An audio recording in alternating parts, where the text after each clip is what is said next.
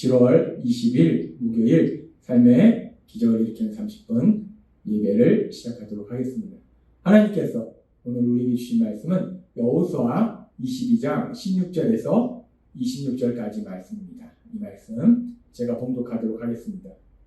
여호와의 온 회중이 말하기를 너희가 어찌하여 이스라엘 하나님께 범죄하여 오늘 여호와를 따르는 데서 돌아서서 너희를 위하여 제단을 쌓아 너희가 오늘 여호와께 거역하고자 하느냐. 부올의 죄악으로 말미암아 여호와의 회중에 재앙이 내렸으나 오늘까지 우리가 그 죄에서 정죄함을 받지 못하였거늘 그 죄악이 우리에게 부족하여서 오늘 너희가 돌이켜 여호와를 따르지 아니하려고 하느냐. 너희가 오늘 여호와를 배역하면 내일은 그가 이스라엘 온 회중에게 진노하시리라. 그런데 너희의 소유지가 만일 깨끗하지 아니하거든 여호와의 성막이 있는 여호와의 소유지로 건너와 우리 중에서 소유지를 나누어 가질 것입니다.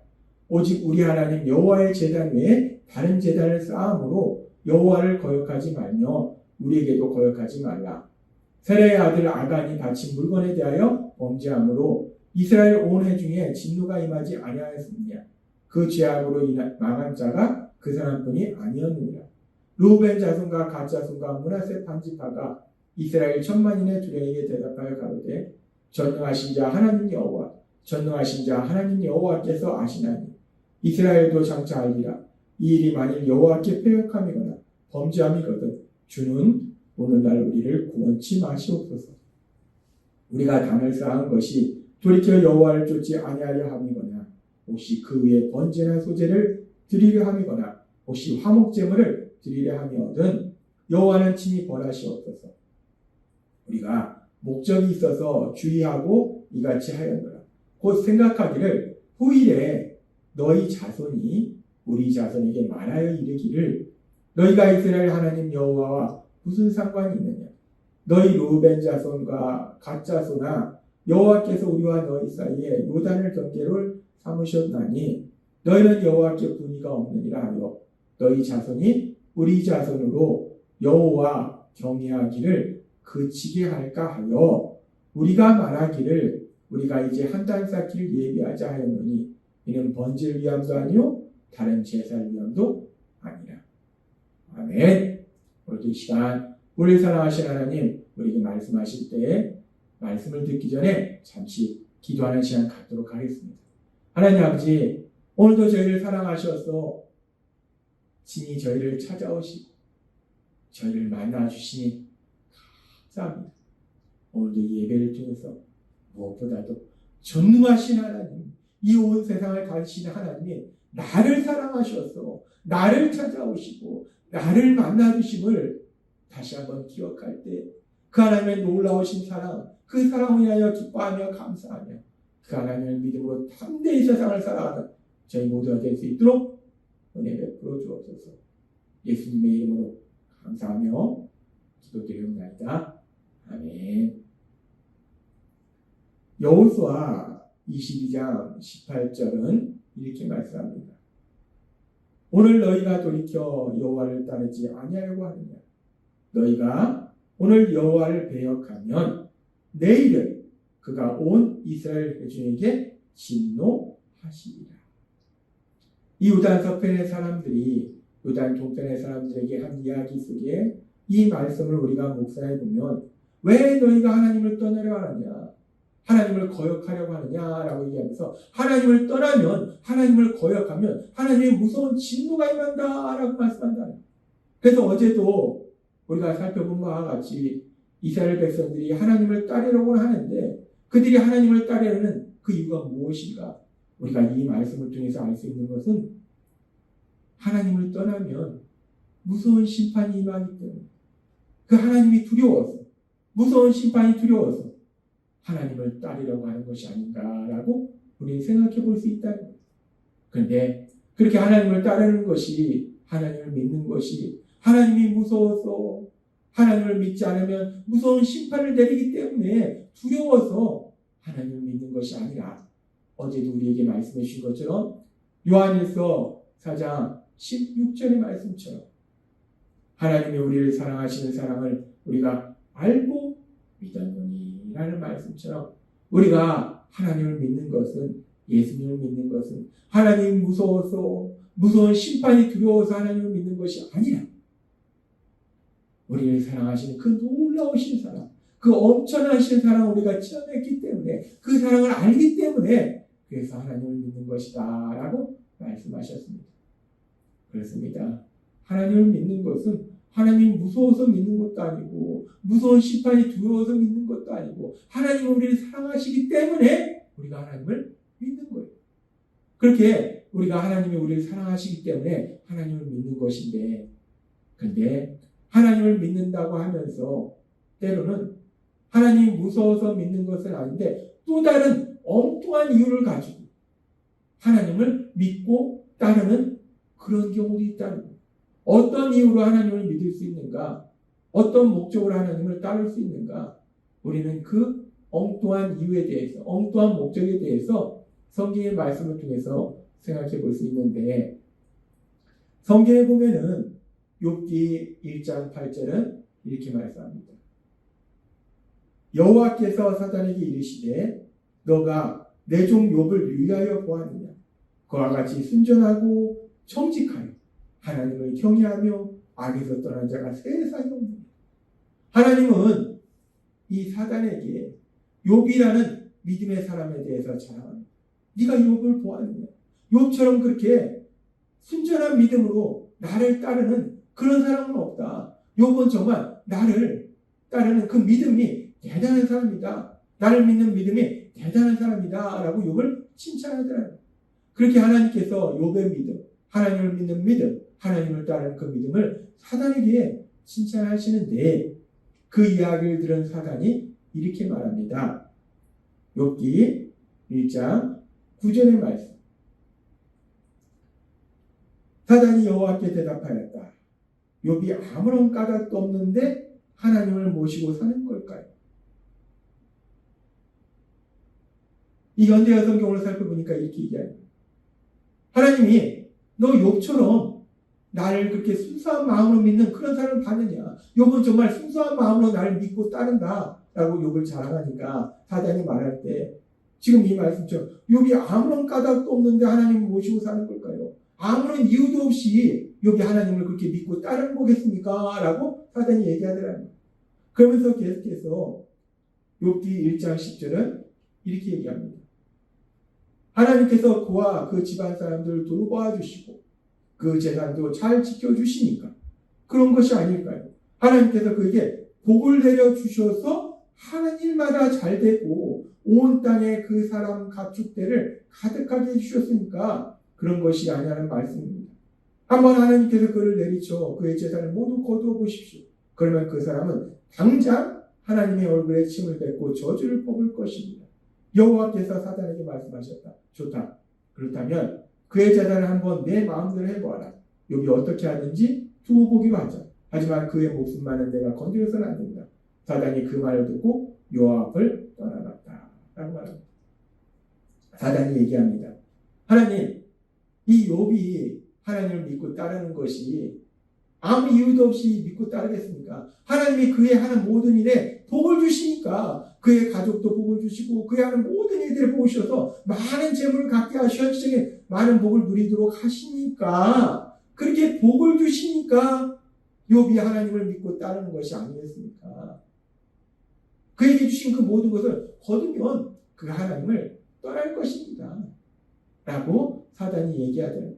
지금 이 사단의 이야기를 보면은 이 욥이라는 인물이 하나님을 믿고 하나님을 따르는 것이 하나님이 현실적인 복을 주시기 때문에 그래서 욥이 그 현실적인 복을 받았기 때문에 그래서 하나님 믿고 따르는 것이다 라고 얘기하더라는 거예요. 그런데 이 욥이 정말 하나님이 그렇게 현실적인 많은 복을 주시기 때문에 하나님을 믿고 따르는 것인가? 물론 하나님은 그에게 많은 현실적인 복을 주신 거 맞아요. 그런데 이 믿음의 사람이 욥이 그렇다고 해서 하나님이 현실적인 많은 복을 주셨기 때문에 그래서 하나님을 믿고 따른 것이냐? 우리가 그런 욥의 믿음에 대해서 욥의 이야기를 통해서 명확하게 알 수 있습니다. 그렇게 사단이 하나님께 말씀드리고 하나님이 그래 그럼 네가 얘기한 대로 해봐라. 욥에게서 그렇게 재물을 거둬가고 그가 가지고 있는 모든 소유를 다 거두고 가봐라. 라고 하나님이 말씀하십니다. 그래서 우리가 알다시피 욥의 재물이 다 사라지고 욥의 사랑하는 자녀들이 다 죽음을 맞이하는 그런 슬픈 일을 맞이해요. 욥의 현실적인 모든 복들이 다 사라지는 그런 일들을 체험합니다. 그렇게 되었을 때 욥에게 주신 그 모든 현실적인 복들이 다 사라졌을 때 욥이 어떤 반응을 보이는가? 사단의 말처럼 하나님을 떠나는가? 욥기 1장 21절에 이렇게 말씀합니다. 이르되 내가 모태에서 알몸으로 나왔사온즉 또한 알몸이 그리로 돌아올지라. 주신 이도 여호와시오 거두신 이도 여호와시오니 여호와 이름이 찬송을 받으실지니라 라고 얘기합니다. 욥은 자신의 삶 속에 하나님이 주신 현실적인 복들이 다 사라졌음에도 불구하고 어차피 나는 맨몸으로 왔다. 하나님이 주신 것이고 하나님이 거두어 가신 것이다. 나 하나님께 감사를 드린다 라고 고백하더라는 거예요.